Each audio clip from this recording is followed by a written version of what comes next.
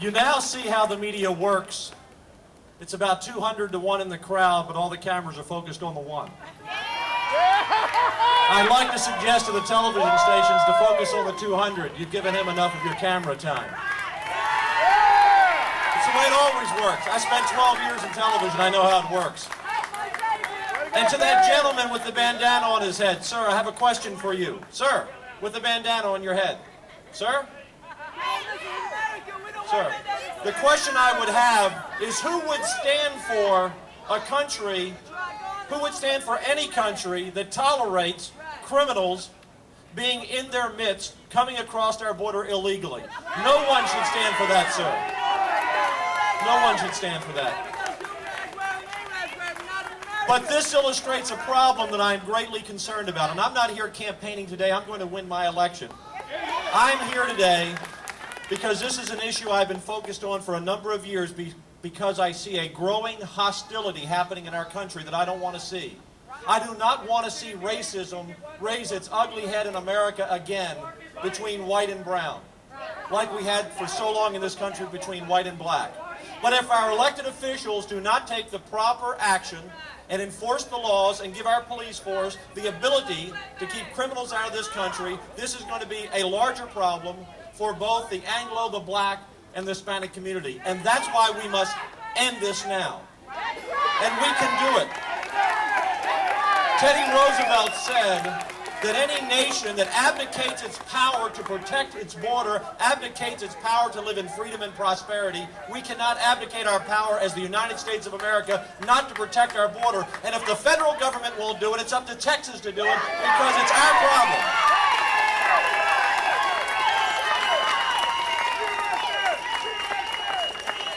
I have a study in my pocket that says that an estimated 11 to 15% of all homicides in the United States come at the hands of illegal aliens.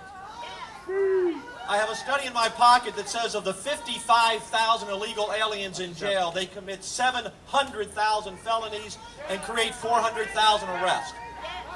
It is a major problem in our country today. Not the people who are trying to support their families, but they should still come here legally. That is not the issue. The issue is our police officers should not be subjected to walking up to a car with a criminal in that car and they do not know if that's a citizen or not. We need to have a database. We need to have the police to have the authority to ask for a person's citizenship. We need not to have any more Rodney Johnsons or Brian Jackson, who was an officer killed in Dallas last year. This must end. And Mayor White must take further steps to see that this ends. We only have about 2,400 police officers on the street. We have about 4,800 officers in the force now. About 2,400 on the street. Think about this. In the fourth largest city in America, 2,400 men and women working 24/7, 365 days a year. We need to give them every tool they have to protect their lives so they can return to their families at night.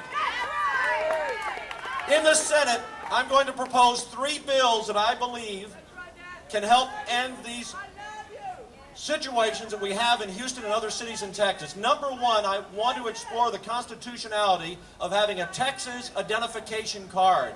I want to know if you are a citizen of the United States.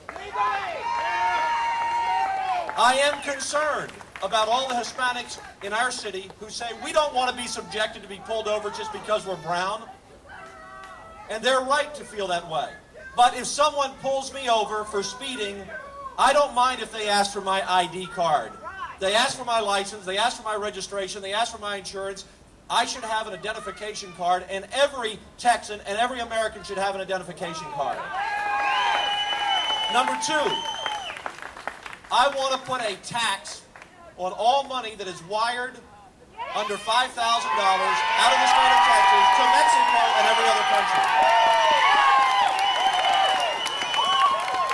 That money, and I have Democratic support as well as Republican support on this. Senator Royce West in Dallas and Sylvia Garcia, Harris County Commissioner, agrees.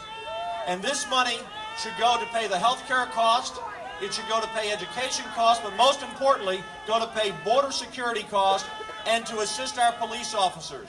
Right now, we can't fill the ranks of our police officers because of the pay level.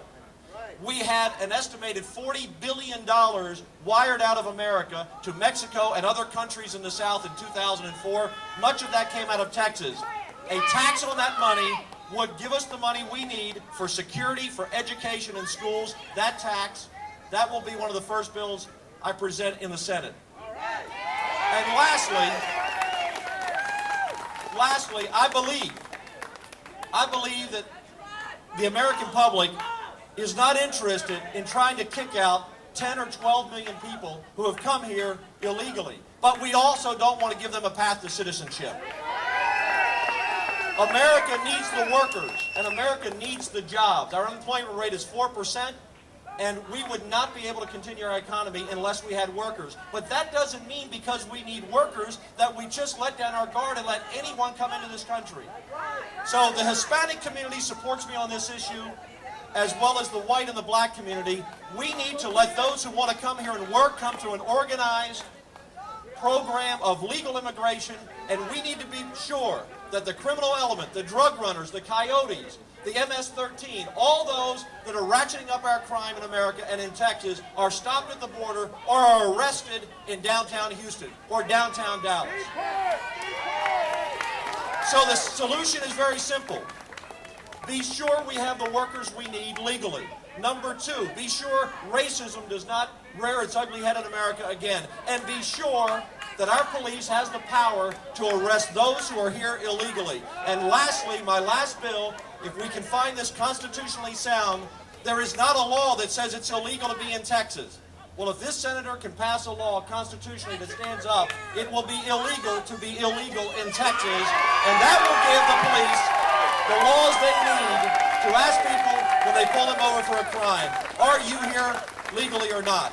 And when Officer McFarland steps up in a minute, you're going to find that not only are our officers willing to do what it takes, but they need help. We must put pressure on our congressmen, on our Senate, on the Republican Party, on the Democratic Party. This is a nonpartisan issue. We must have help from the federal government, from ICE, to assist our police officers. We know where the bad people are. We just need to go get them, and we need the federal assistance to do that. Thank you, and God bless the United States of America, and God bless Houston.